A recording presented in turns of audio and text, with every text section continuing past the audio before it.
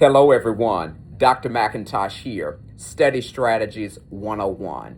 It matters how you prepare. When I say it matters how you prepare, I'm specifically talking about the way in which you are preparing yourself for an assessment. First things first, you need to definitely have all of your materials readily available as you prepare to study. That means any reviews, any class notes, any short readings that align with the topic that you're going to be assessed on, any materials, instructionally speaking, that you have readily available, you need to make sure that they're in a secure location as you're getting ready to study. You definitely don't want to have some of your things at school or at the office and then some things at home. You want to have all of your materials readily available so that you can dive in and have everything that you need as you're preparing to study. The location of your study is very important. It's essential to know, are you able to study in a coffee shop with things going on constantly, coffee brewing, people talking, music perhaps?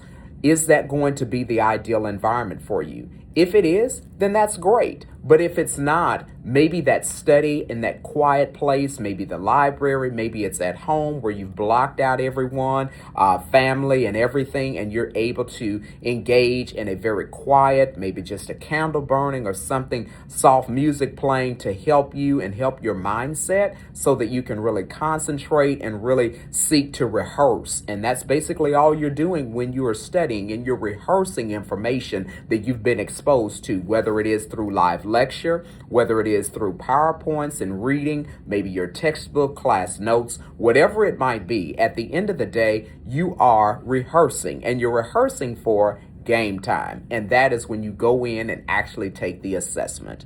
So again, make sure that you have all of your materials readily available. Everything that is relative to that subject matter that's going to be assessed, have it at your disposal right in front of you.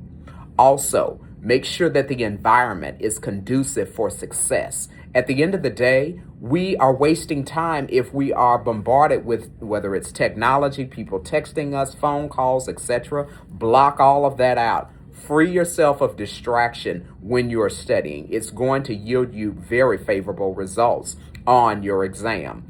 Do your best. The other thing is you want to make sure that as much information as you can gather about the format of the exam, that's going to help you. When you think about, is it going to be a multiple choice exam, fill in the blank, or essay, what type of assessment am I going to take? That's also going to yield how you study.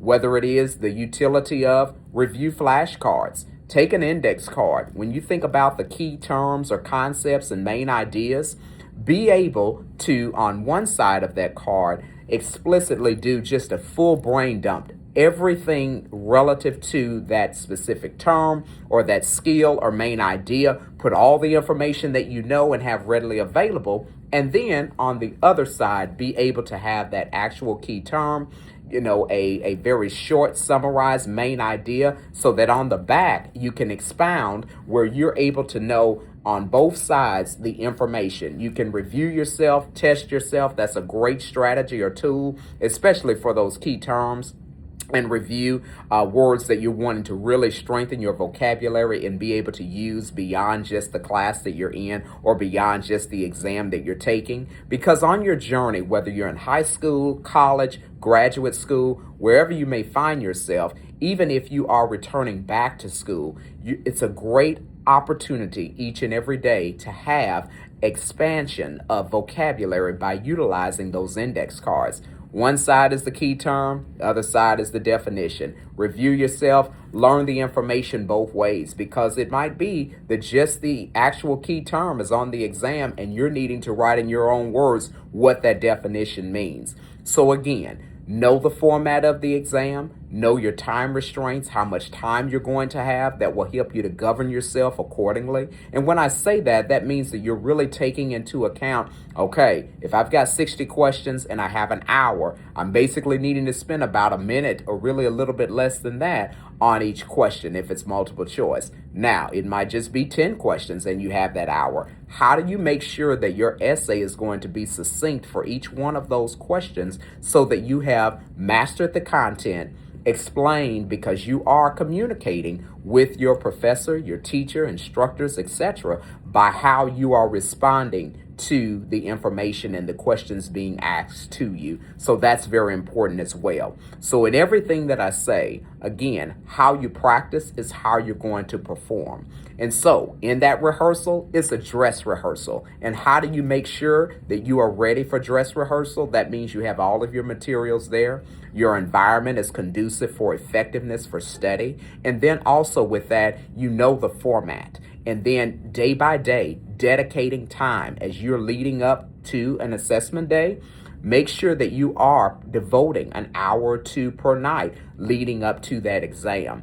Each night have a different element that you're looking at, whether it is your review cards paired with a couple of passages in the textbook, whether it is looking at some previous work that aligns to that topic. Maybe there were some things that you didn't get all of the points that were possible. Go back and look, see where you went wrong. Then be able to revise that in your mind so that if you see that question or style again, you're able to answer it in a more succinct manner. Have a great week and know that your best is still yet to come. Take care.